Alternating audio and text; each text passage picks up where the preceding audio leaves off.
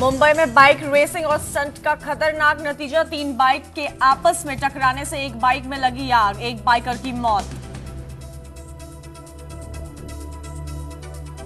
कोहरे ने रोकी रफ्तार, दिल्ली पहुंचने वाली 24 ट्रेनें रेट, 5 का समय बदला, 14 उड़ानों पर भी पड़ा असर। कानपुर में पीएम मोदी की छठी और आखिरी परिवर्तन रैली का योजनाओं का भी करेंगे शिलान्यास। यूपी में आज राहुल गांधी की भी रैली, नोटबंदी के फैसले के विरोध में जौनपुर में कांग्रेस उपाध्यक्ष की जन आक्रोश रैली। 15 साल बाद जूनियर हॉकी वर्ल्ड कप पर भारत का कब्जा, बेल्जियम की 2-1 से शिक्षक, गुजरात और सिमरनजीत सिंह ने दागे गोल। और चेन्नई टेस्ट के दोहरे शतक में चूके लोकेश राहुल, 199 रनों पर हुए आउट।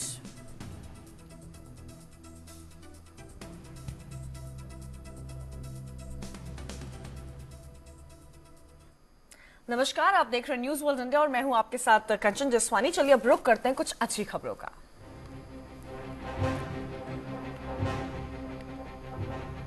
मेडिकल स्टूडेंट्स के लिए एक अच्छी खबर है। नेट 2016 के प्रश्न पत्र हिंदी, अंग्रेजी के साथ 8 अन्य भाषाओं में भी होंगे। इसमें असमी, बंगाली, गुजराती, मराठी, तमिल, तेलुगु शामिल होगी। नेट 2016 में छात्रों को केवल हिंदी और अंग्रेजी में ही प्रश्न पत्र चयन करने का विकल्प दिया था। वहीं सीबीएसई नेट 2017 की परीक्षा में देरी नहीं करना चाहती। इस वजह से एंट्रेंस टेस्ट के लिए दिसंबर के आखिरी हफ्ते में नोटिफिकेशन जारी कर दिया गया था।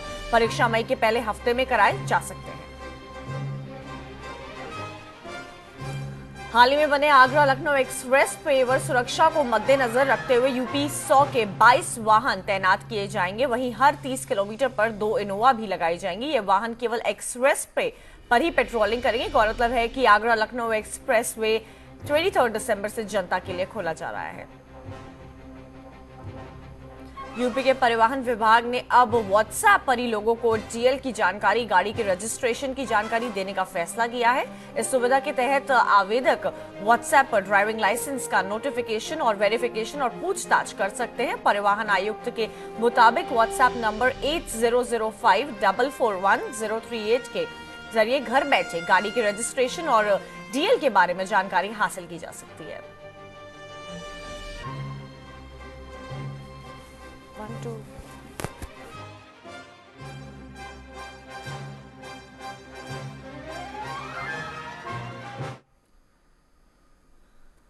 पंपोर में शहीद हुए सौरभ फार्टे का पार्थिव शरीर आज पुणे लाया गया। सौरभ पुणे के गांव के रहने वाले थे। शहीद के आखिरी दर्शनों के लिए उनके पैतृक गांव में भारी भीड़ उमड़ी थी। शनिवार रात पंपोर में हुए आतंकवादी के हमले में सौरभ समेत 3 जवान शहीद हुए थे। सौरभ मूल रूप से लोड़ीकंद गांव के रहने वाले थे। उन्होंने 13 साल पहले आर्मी ज्वाइन की थी। सौरभ के छोटे भाई भी आर्मी में ही थे। सौरभ के परिवार में पत्नी और 1 साल की जुड़वा बेटियों के अलावा माता पिता थे। सौरभ 2 साल बाद आर्मी से रिटायर होने वाले थे। सौरभ की शहादत से इलाके में शोक की लहर पसरी है।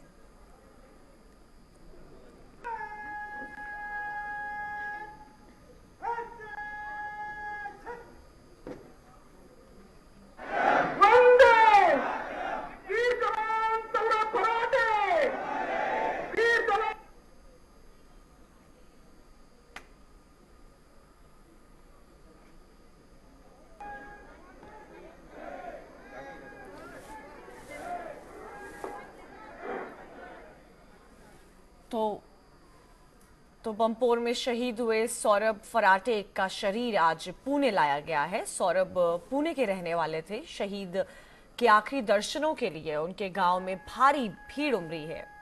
शनिवार रात पंपोर में आतंकी जो हमला हुआ था उसमें सौरभ समेत 3 जवान और शहीद हुए थे।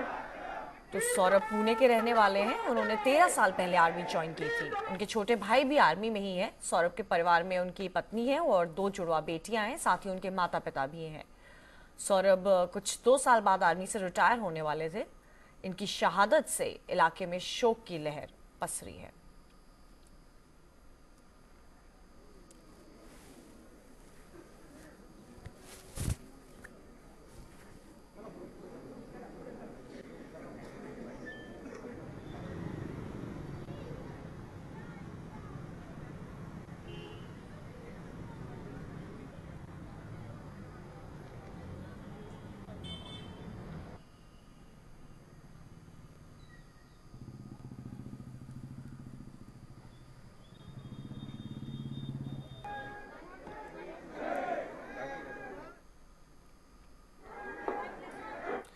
कश्मीर के पंपोर में आतंकी हमले में शहीद जाबाज शक्तिकांत पांडे का पार्थिव शरीर पहुंच चुका है। शहीद को श्रद्धांजलि देने के लिए गांव के लोग इकट्ठे हुए हैं। शहीद शशिकांत पांडे को भावभीनी श्रद्धांजलि दी जा रही है।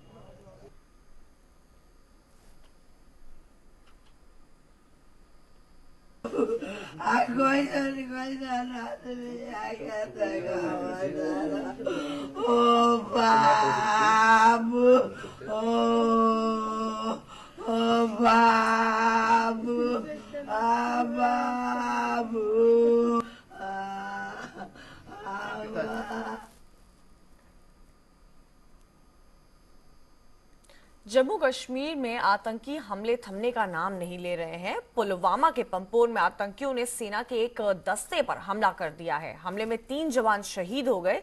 हमले के बाद आतंकी वहां से भाग गए। देखिए ये पूरी खबर।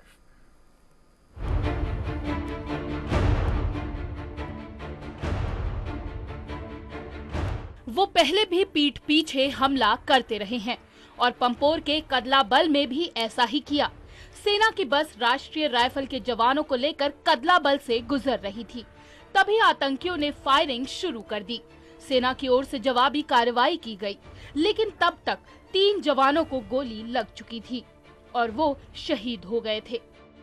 जिस जगह पर हमले को अंजाम दिया गया था वो आबादी वाला इलाका था, लिहाजा सुरक्षा बलों को फायरिंग करने में एहतियात बरतनी पड़ी और उसी का फायदा उठाकर आतंकी भागने में कामयाब हो गए। अलर्ट तो हम लोग हमेशा रहते हैं नेशनल हाईवे पे। तो हुआ उसमें आर्मी वालों ने भी रिटेलिएट किया, सिक्योरिटी फोर्सेस ने भी रिटेलिएट किया। Terrorist was forced to run away, they was forced to. अब वो डिटेल्स हम लोग पता कर रहे हैं। इस तरह के रिपोर्ट्स आ रहे हैं कि वो मोटरसाइकिल पे सवार थे 2 मिलिटेंट। ऐसा अभी कंफर्म नहीं है। जानकार बताते हैं कि पाकिस्तान न सिर्फ सर्जिकल स्ट्राइक के बाद से बौखलाया हुआ है, बल्कि वो ऐसी हरकतों से बातचीत का दबाव भी बनाना चाहता है। जो स्लीपर सेल्स और मॉड्यूल्स एक्टिवेट किए गए पिछले 6 महीने में, इतने एक्टिवेशन पिछले 4-5 साल में भी नहीं हुए। तो इन तमाम से जाहिर है कि इस माफिया की कैजुअलिटीज तो होनी थी। और फिर जो हमने जो सर्जिकल स्ट्राइक किया, उस सर्जिकल साइट से पाकिस्तान अभी तक बौखलाया हुआ है। वो चाहेंगे कि भारत को वो तंग करते रहें, जितनी परेशानी कर सकते उतना अच्छा होगा। और उनको होता है कि इसी तरह से वो कश्मीर पर हमसे बात कर सकेंगे। हालांकि हम लोगों ने बार बार ये समझा दिया है कि बात करने को हम तैयार हैं, परंतु जबकि आतंक बिल्कुल बंद हो जाएगा। आशंका इस बात की भी जताई जा रही है कि आतंकियों ने जानबूझकर रिहायशी इलाके को चुना, ताकि हमले बाद न सिर्फ भागा जा सके बल्कि छिपने के लिए पनाह भी मिल सके। लेकिन सुरक्षा बलों को इस बात का भरोसा है कि जल्द ही हमलावर आतंकी पकड़े जाएंगे। Team news world India. 2 senior अफसरों को नजरअंदाज कर लेफ्टिनेंट जनरल बिपिन रावत को अगला थल सेनाध्यक्ष नियुक्त बनाने के जाने पर काफी सवाल उठ रहे हैं। विपक्ष ने सरकार से पूछा है कि ऐसा क्यों किया गया, जबकि बीजेपी की दलील है कि सेना के मसले पर सियासत नहीं होनी चाहिए। लेफ्टिनेंट जनरल विपिन रावत 31 दिसंबर को नए थल सेनाध्यक्ष के तौर पर कमान संभालेंगे। ऊंचाई वाले स्थानों पर जंग लड़ने और काउंटर इंसर्जेंसी ऑपरेशन के बेहद उम्दा अनुभवों के चलते उन्हें वरिष्ठों को दरकिनार कर सरकार ने ये पोजीशन दिया है, जिस पर अब सियासी सवाल उठने लगे हैं। कोई हस्तक्षेप जनरल रावत पे नहीं है। वो बहुत एक अच्छे और एक बहुत कर्मठ कमांडर हो सकते हैं, पर सवाल जरूर उठता है। जनरल मोहम्मद अली हरीस, जनरल नेगी, जो ईस्टर्न आर्मी, सदर्न आर्मी और सेंट्रल आर्मी कमांडर हैं, उनको सुपरसीड क्यों किया गया है? जो व्यक्ति सीनियरिटी में 4थे नंबर पे है, उसको क्यों बनाया गया है? इंडियन आर्मी के अंदर ये पहली दफे नहीं हुआ है कि सुपर एनवेशन किया गया है या सुपरसीड किया गया है। राजीव गांधी भी प्रधानमंत्री थे 1983 में, जनरल सिन्हा को सुपरसीड करके जनरल वैद्या जी को बनाया गया था। लेकिन इसी प्रकार से इंडियन एयरफोर्स में या इंडियन नेवी के अंदर भी हो चुका है। How they are justifying this appointments, because if it would have remained within the framework of army functions, nobody would have questioned. Now it has come to public domain. लेकिन defence को नजदीक से जानने वाले लोगों की राय सियासतदानों की सोच से जुदा है।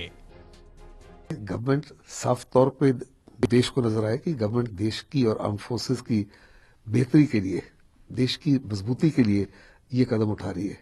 लेकिन जिस माफी के कदम लिया गया है कि 10 दिन या 12 दिन रह गए हैं इस चीफ को रिटायर कर, जनरल रेड्डी को रिटायर करने का, आप इतनी लेट डिसीजन ले रहे हो।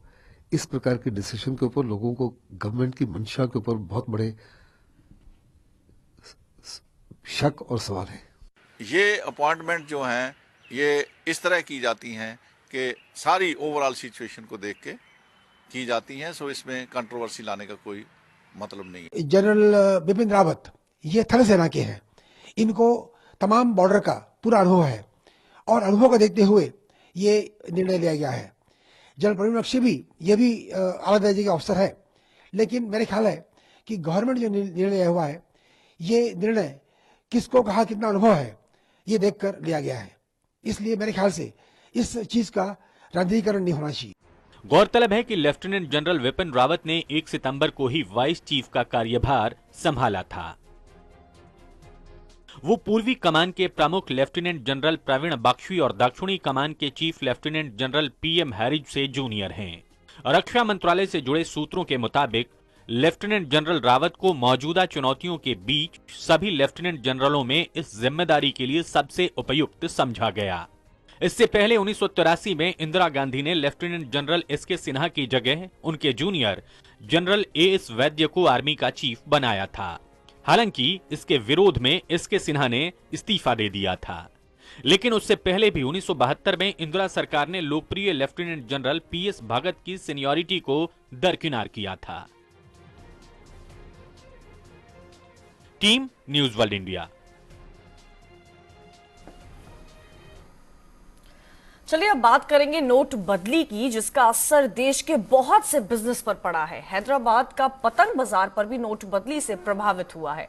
पतंग की बिक्री काफी कम हुई है। जाहिर है पतंग के दुकानदार काफी परेशान हैं। कुछ ने पेटीएम का सहारा तो ले लिया है, लेकिन ज्यादातर दुकानदारों के पास ग्राहकों की काफी कमी है।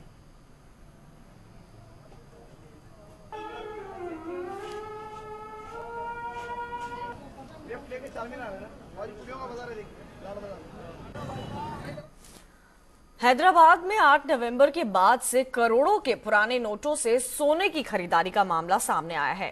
प्रवर्तन निर्देशालय की जांच में नवंबर के महीने में अकेले हैदराबाद में ही 500 और 1000 रुपए के पुराने नोटों से 2700 करोड़ रुपए के सोने की बिस्किटों का खरीदारी की गई है। पुराने नोटों से बिस्किट खरीदने वाले खरीदारों के बाद से गायब हैं। ईडी की सूत्रों ने बताया कि हवाई कार्गो की डिटेल्स के मुताबिक 8 से 30 नवंबर के बीच 8000 किलोग्राम सोने का आयात किया गया है।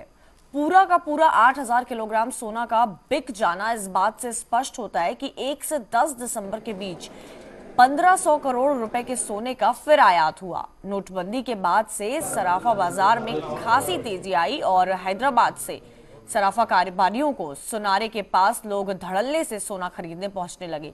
ईडी ने आयकर अधिकारियों और शाबाद एयरपोर्ट के कांस्टेबल विधान से ये आंकड़े बताए हैं।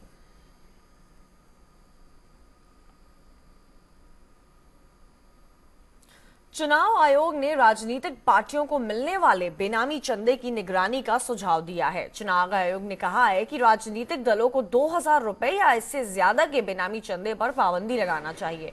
फिलहाल राजनीतिक दलों को गुप्त चंदा लेने पर कोई संवैधानिक या कानूनी पाबंदी नहीं है। इसके चलते पार्टियां ज्यादातर चंदा 20,000 रुपए से कम का दिखाती हैं, क्योंकि तब चंदा देने वाले का नाम बताने की जरूरत नहीं होती है। आयोग ने यह सुझाव दिया है कि सिर्फ उन्हीं राजनीतिक दलों को इनकम टैक्स में छूट मिलनी चाहिए जो चुनाव लड़ते हों और लोकसभा या विधानसभा चुनाव में जीतते भी हों। चुनाव में काले धन के इस्तेमाल को रोकने के लिए चुनाव आयोग ने सरकार से कानून में संशोधन करने का अनुरोध किया है।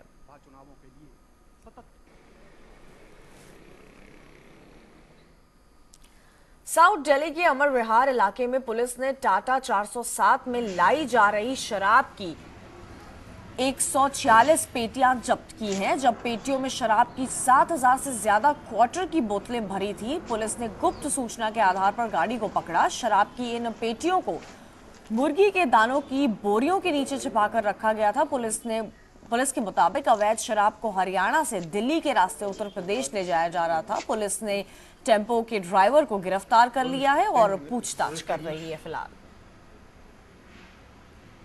इसमें कैप्टन गौर मार्ग पे एक टाटा 407 गाड़ी को इंटरसेप्ट किया गया, जिसमें 146 पेटी दारू मिला था और इसमें एक नरेश नाम के व्यक्ति को गिरफ्तार किया है। मुकदमा अमर कॉलोनी थाने में दर्ज है।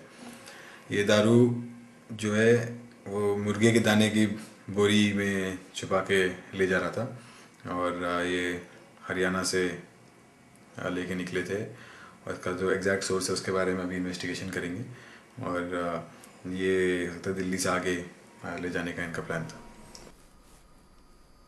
प्रधानमंत्री नरेंद्र मोदी आज कानपुर में परिवर्तन रैली को संबोधित करेंगे। पीएम की रैली निराला भवन के रेलवे ग्राउंड में होगी, जहां वो जनसभा को संबोधित करेंगे। साथ ही वो कानपुर में इंडियन इंस्टीट्यूट ऑफ स्किल का शिलान्यास भी करेंगे। इसके अलावा भी पीएम कई योजनाओं का उद्घाटन भी करेंगे। परिवर्तन रैली को सफल बनाने के लिए कौशल विकास मंत्री राजीव प्रताप और मुरली मनोहर जोशी समेत कई दिग्गज पहले ही कानपुर पहुंच चुके हैं। उधर परिवर्तन रैली के लिए लगाए गए रैली के होर्डिंग्स में कुछ शरारती तत्वों के आग लगा दी है। बीजेपी कार्यकर्ताओं ने पुलिस से इसकी शिकायत भी की। एफआईआर दर्ज कराई गई है। कानपुर में पीएम मोदी की ये छठी और आखिरी परिवर्तन रैली होगी। रैली में पहुंचने के लिए बीजेपी ने जन अपील रथ लॉन्च कर जनता से रैली में पहुंचने की अपील की है।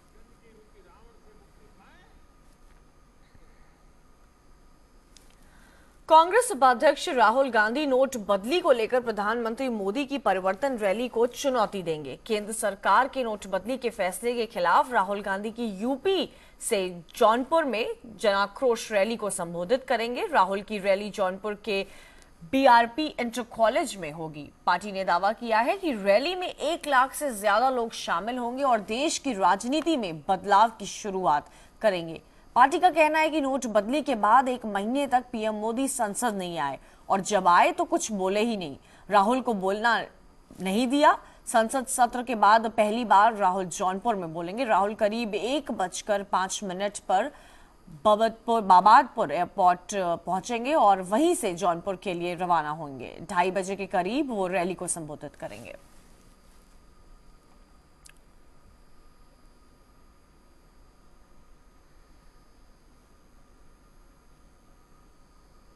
पंजाब सरकार ने आज एक दिन का विधानसभा स्पेशल सत्र बुलाया है। विधानसभा चुनाव को नजदीक देखते हुए मुख्यमंत्री प्रकाश सिंह बादल ने करीब 30,000 एफओक और अस्थायी कर्मचारियों को रेगुलर करने का बिल पारित कर सकते हैं। मुख्यमंत्री ने अक्टूबर में मंत्रिमंडल की एक बैठक में इन कर्मचारियों को दिवाली तोहफे के रूप में उन्हें रेगुलर करने का फैसला किया था। इस मामले में उन्होंने एक ऑर्डिनेंस भी जारी किया था, लेकिन ऑर्डिनेंस राज्यपाल की मंजूरी न मिलने के चलते अटक गया। माना जा रहा है कि एन चुनाव से पहले मुख्यमंत्री के इस कदम से अकाली बीजेपी की सरकार को सीधा फायदा पहुंचेगा। सरकार के इस फैसले के बाद सरकारी खजानों पर अगले 25 सालों के लिए करीबन 86,597 करोड़ रुपीस का बोझ पड़ेगा।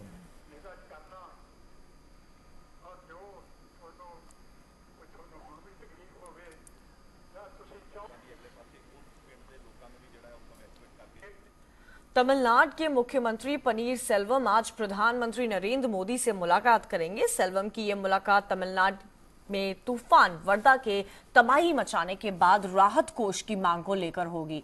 चक्रवात राहत अभियान के तहत सेल्वम केंद्र सरकार पर 1000 करोड़ रुपए की अपनी मांग पर दबाव बनाने के लिए पीएम से मिलेंगे। चक्रवात से तबाही फैलाने के एक दिन बाद 13 दिसंबर को मुख्यमंत्री ने मोदी को पत्र लिखकर राष्ट्रीय आपदा कोष से राज्य में राहत, पुनर्वास और पुनर्निर्माण के लिए 1000 करोड़ रुपए जारी करने की गुजारिश की थी। साथ ही वो पूर्व मुख्यमंत्री जयललिता को भारत रत्न देने और संसद परिसर में उनकी आदमदक तांबे की प्रतिमा लगाने का भी आग्रह करेंगे। 6 दिसंबर को सीएम बनने के बाद उनकी प्रधानमंत्री से ये पहली मुलाकात होगी।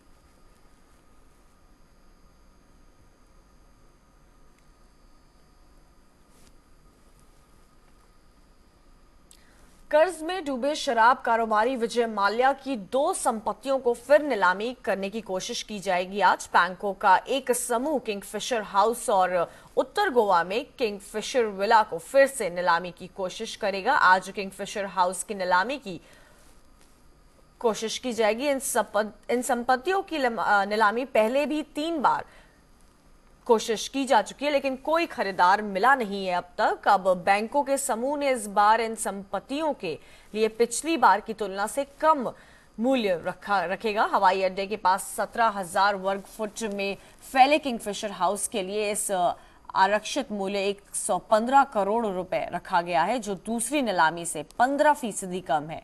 वहीं उत्तरी गोवा में किंगफिशर विला की नीलामी 22 दिसंबर को की जाएगी। 17 बैंकों का समूह इन माल्या की संपत्ति को नीलामी कर रहा है।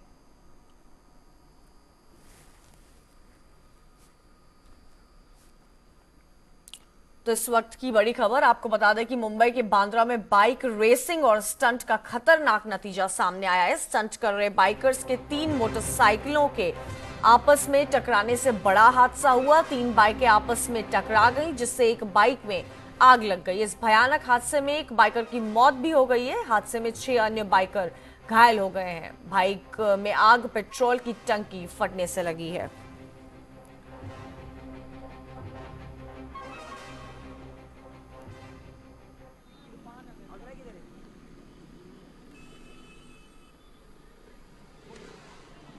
तो मुंबई के बांद्रा में बाइक रेसिंग और स्टंट का ये नतीजा सामने आया है। स्टंट कर रहे थे बाइकर्स और 3 मोटरसाइकिलों ने आपस में टक्कर हुई और उससे ये काफी बड़ा हादसा सामने आया है। इस भयानक हादसे में एक बाइकर की मौत हो गई है। हादसे में 6 अन्य बाइकर भी घायल हो चुके हैं। बाइक में आग पेट्रोल की टंकी से फटने से लगी।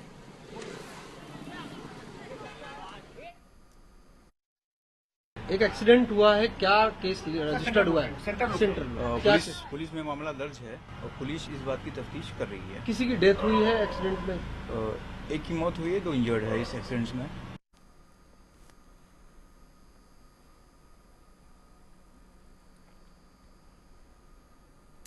गुजरात के अमरेली में उस वक्त हड़कंप मच गया जब गांव में एक शेरनी आ गई। पीरपुर गांव की गलियों में घूमती शेरनी को देखकर गांव वाले घबरा गए।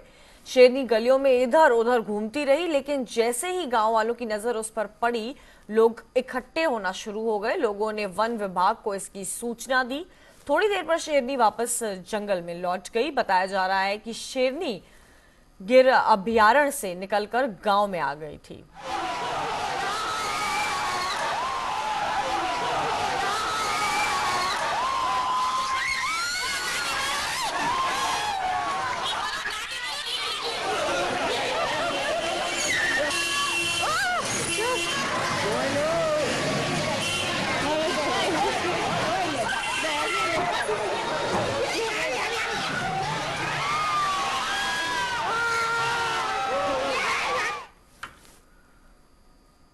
उत्तर भारत में घने कोहरे और ठंड की वजह से दिल्ली आने वाली 24 ट्रेनें लेट चल रही हैं। 5 ट्रेनों का समय बदला गया है, जबकि 1 ट्रेन को रद्द कर दिया गया है। वहीं IGI एयरपोर्ट पर 6 इंटरनेशनल और 8 डोमेस्टिक उड़ान प्रभावित हुई हैं।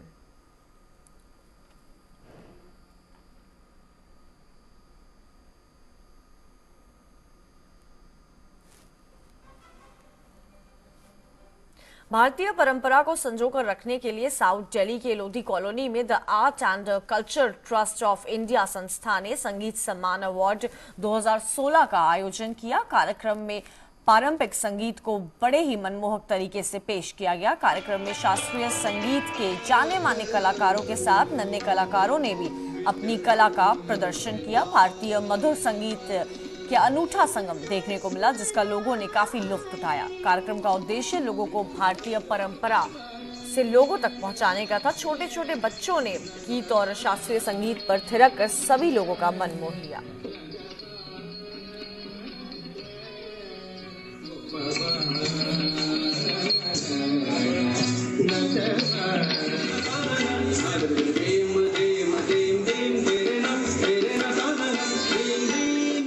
बेसिकली हम लोगों ने भारत के के सारे कोनों से बुला के और इवन बाहर के बच्चों को बुला के उनको अवार्ड देने के लिए किया है। साथ ही साथ हम लोगों ने उन दिग्गजों को भी आज बुलाया है जो अपना मुकाम पा चुके हैं और जो हमारे प्रेरणा के सूत्र बन सकते हैं बच्चों के लिए, ताकि वो रूबरू हो सकें बच्चे उन लोगों के और समझ सकें कि उन्हें कहाँ पहुँचना है। झारखंड के रांची में जिंदल स्टील पावर लिमिटेड के झारखंड के TMT sales head Arvind Kumar ने कॉन्ट्रैक्टर के साथ बैठक की, जिसमें टीएमटी प्रोडक्ट के बारे में जानकारी दी। पैंथर का निशान, असली सरिये की पहचान और इसी सरिये की बेहतर गुणवत्ता के बारे में आज रांची में कॉन्ट्रैक्टर्स को जानकारी दी गई। जिंदल स्टील पावर लिमिटेड के टीएमटी सेल्स हेड झारखंड ने कॉन्ट्रैक्टर्स के साथ बैठक की, जिसमें जिंदल टीएमटी की गुणवत्ता के बारे में बताया गया। ये जीएसपीएल अपने मिशन भाइयों को एक साथ एकत्रित करके उनको अपने कंपनी के बारे में, प्रोडक्ट के बारे में उसकी जानकारी देते हैं, ताकि लोग घर घर तक जाकर के कंज्यूमर को हमारे प्रोडक्ट के बारे में बताएं और इसकी क्वालिटी एंड अवेलेबिलिटी के बारे में लोगों को अवगत कराएं। इसके साथ ही जिंदल स्टील ग्रुप की तरफ से बेहतर काम करने वाले कॉन्ट्रैक्टर्स को सम्मानित भी किया गया। कॉन्ट्रैक्टर्स ने बताया कि इस मीटिंग के बाद वो ग्राहकों को टीएमटी के बारे में ज्यादा बेहतर जानकारी दे सकेंगे। ये सरिया यूज करके हम बहुत संतोषजनक है और आगे जो भी साइड में हम जाएंगे तो साइड का जो भी कंज्यूमर है उनका और कन्विंस करेंगे ताकि सरिया लगे और आगे और अच्छा हो। आज जो बताया गया वो बेसिक बताया गया कि इसमें वाकई में कार्बन कितना मात्रा में यूज होता है, फास्फोरस कितना मात्रा में यूज होता है, इससे सरिया में क्या असर पड़ता है। और आज के बाद हम कोशिश करेंगे बस इसी प्रमोट करना, कस्टमर को भी बताएंगे इसके बारे में और ज़्यादा से ज़्यादा प्रमोट करेंगे। इस मीट का उद्देश्य यही रहता है कि कॉन्ट्रैक्टर्स को जागरूक किया जाए कि बेहतर सरिये की क्वालिटी क्या होती है, ताकि लोग अच्छी किस्म के टीएमटी प्रोडक्ट का इस्तेमाल करें। Khalid Anwar, news world India, Ranchi. Washington में चल रहे मिस वर्ल्ड प्रतियोगिता में मिस रिको स्टेफनी डेल वाले ने इस साल का मिस वर्ल्ड का ताज अपने नाम कर लिया है। मिस वर्ल्ड की आधिकारिक वेबसाइट के मुताबिक पिछले साल की विजेता स्पेन की मिरिया लालागोना रोयो ने उनको मिस वर्ल्ड का ताज पहनाया। पेशे से म्यूजिशियन और मॉडल ने 116 प्रतियोगिताओं को हराकर ये प्रतियोगिता जीती। मिस डोमिनिकन रिपब्लिक यारटजा गिगुलिया रेस रमजीज दूसरे नंबर पर और मिस इंडोनेशिया नताशा मैनुअला तीसरे नंबर पर रही। हालांकि मिस इंडिया प्रदर्शनी चटर्जी टॉप 5 में जगह नहीं बना पाई।